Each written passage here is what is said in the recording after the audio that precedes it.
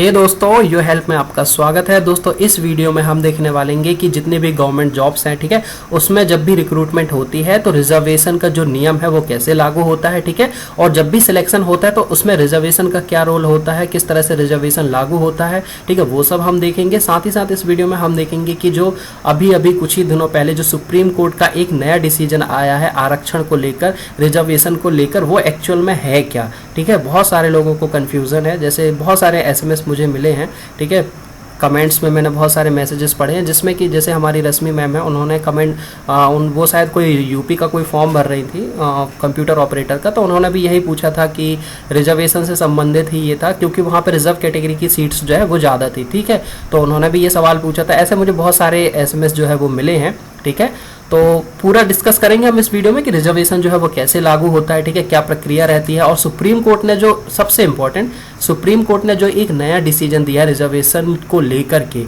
उससे संबंधित लोगों के माइंड पे जो है वो डाउट बहुत ज़्यादा है, तो वो पूरा इस वीडियो में हम देखेंगे।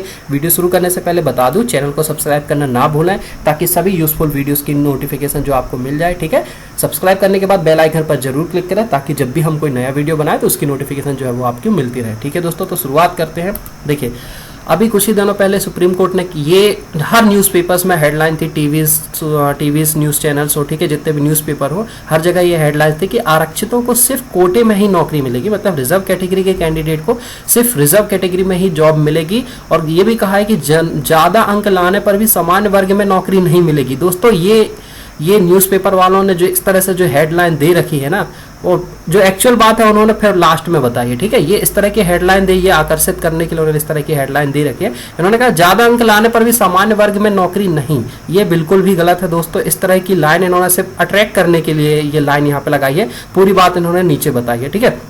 देखिए, इसको मैं एक एग्जाम्पल से आपको समझा देता हूँ, ठीक है। जैसे ट्रेन रिजर्वेशन हम कराते हैं, ठीक है, तो जनरल डिब्बा जो होता है, जनरल कैटेगरी समझ लीजिए आपको, ठीक है, तो उस जनरल डिब्बे में कोई रिजर्वेशन होता है क्या? कुछ नहीं होता। जनरल डिब्बे में कोई भी बंदा जा सकता है, वही जनरल कैटेगरी के साथ होता है, ठीक है। जनरल कैटेगरी में कोई भी जा सकता है। ये जो लाइन इन्होंने लिखी है ना कि ज्यादा अंक लाने पर सामान्य वर्ग में नौकरी नहीं, ये अभी गलत है, ठीक है। ये किसी और मकसद से इन्होंने लिखी है, बट पूरी लाइन इन्होंने नहीं लिखी है यहाँ पर, ठीक है।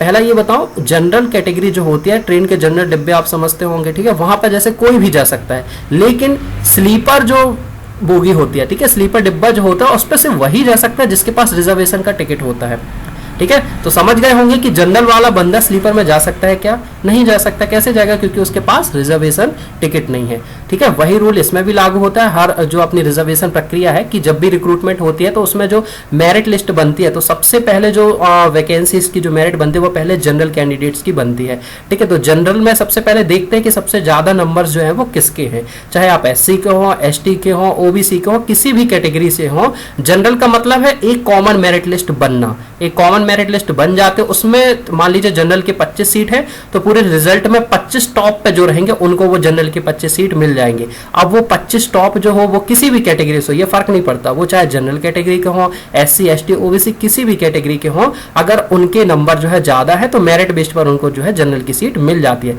तो यहाँ पे जो इन्होंने लिखा है कि ज्यादा अंक लाने पर भी सामान्य वर्ग में नौकरी नहीं, ये गलत लाइन है, ठीक है। अगर आपके नंबर जनरल से ज्यादा आ रहे, बशर्ते जनरल का क्राइटेरिया आप जो है वो क्वालिफाई करना चाहिए, ठीक है।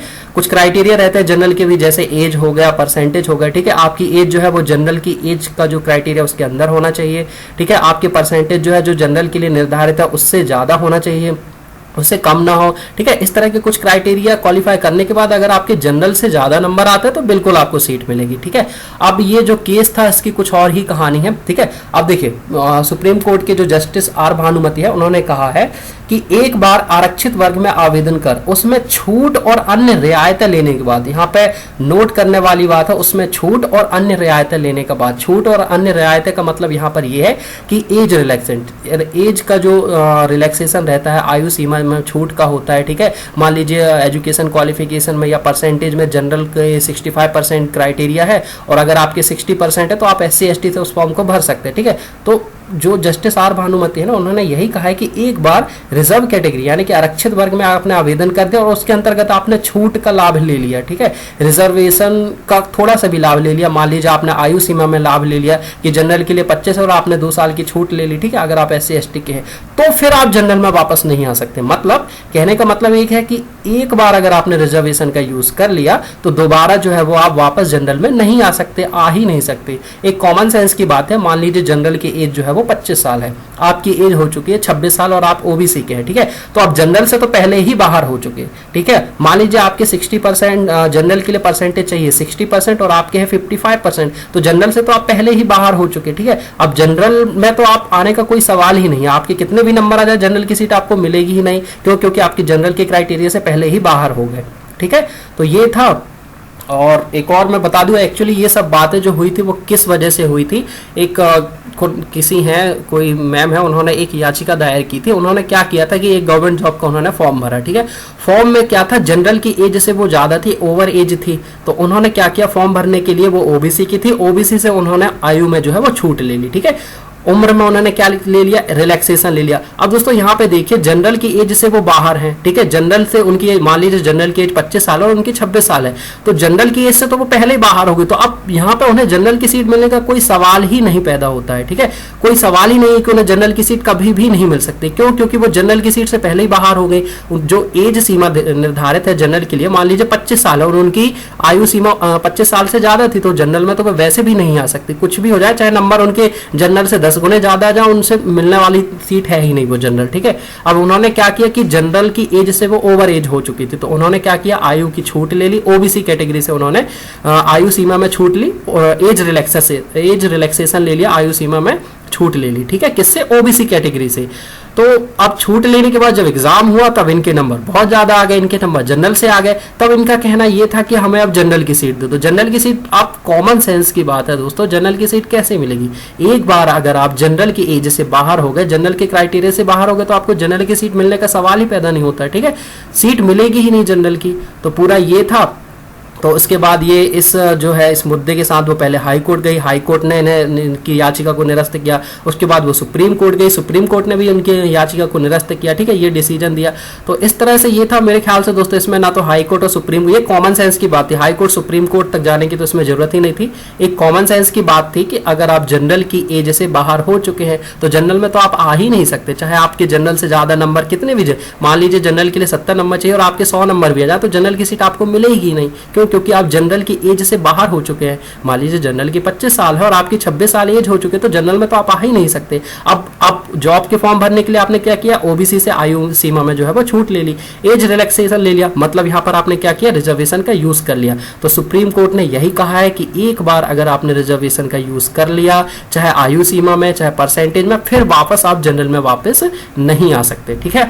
तो इंपॉर्टेंट बात मैं बता दूं, पहली बात जो ये लाइन लिखी गई है, आरक्षितों को सिर्फ कोटे में ही नौकरी, ये लाइन गलत है, ठीक है। जनरल कैटेगरी की जो सीट्स रहते हैं उसमें कोई भी जा सकता है, बशर्ते आप जनरल की जो कंडीशन है वो क्वालिफाई करें, आपकी एज जो है वो जनरल की एज के अंतर्गत होना चाहिए, आपके जो परसेंटेज है वो जनरल के लिए जो निर्धारित है उससे बराबर या उससे ज्यादा होना चाहिए, तो आप किसी भी कैटेगरी के हो आप जनरल की सीट ले सकते हैं, ठीक है।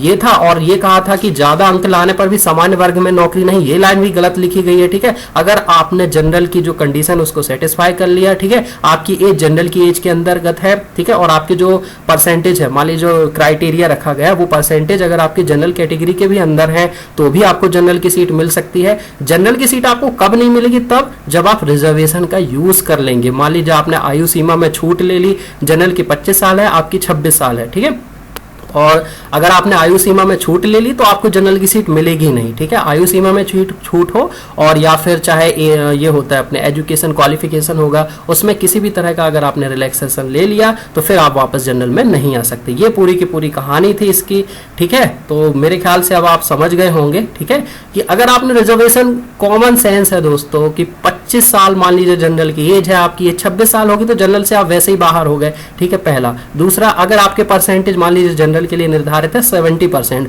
और आपके है 65% और 70% चाहिए है जनरल के लिए, तो आप जनरल में कभी आ ही नहीं सकते। क्यों? क्योंकि जनरल के जितने आपके परसेंटेज नहीं है, ठीक है। रिजर्व कैटेगरी के कैंडिडेट को जनरल में नौकरी मिल सकती है कब? जब उनकी आयु सीमा और परसेंटेज जो है वो जनरल के जितने होने चाहिए, ठीक है, और उनको जो है जनरल से ज्यादा नंबर लाने चाहिए। उन्हें जो है अनरिजर्व की सीट कब नहीं मिलेगी? जब वो रिजर्वेशन का किसी भी तरह से इस्तेमाल कर लेंगे, ठीक है। एक बार अगर आपने रिजर्वेशन का यूज कर लिया, चाहे वो आयु सीमा में हो, चाहे परसेंटेज में हो, किसी भी तरह से अगर आपने रिजर्वेशन का यूज कर लिया किसी भी फॉर्म को भरते वक्त, तो वापस आप फिर से जनरल में नहीं आ सकते। तो ये पूरी की पूरी कहानी थी दोस्तों रिजर्वेशन की, ठीक है। उम्मीद है आपको वीडियो पसंद आया होगा, ठीक है। तो चैनल को फटाफट सब्सक्राइब कर लें ताकि सभी यूजफुल वीडियोस जो है आपको मिलते रहे, ठीक है। सब्सक्राइब करने के बाद बेल आइकन पर जरूर क्लिक करें ताकि सभी यूजफुल वीडियोस की नोटिफिकेशन जो है आपको मिलती रहे, ठीक है दोस्तों। मिलते हैं अगले वीडियो में। Thank you so much.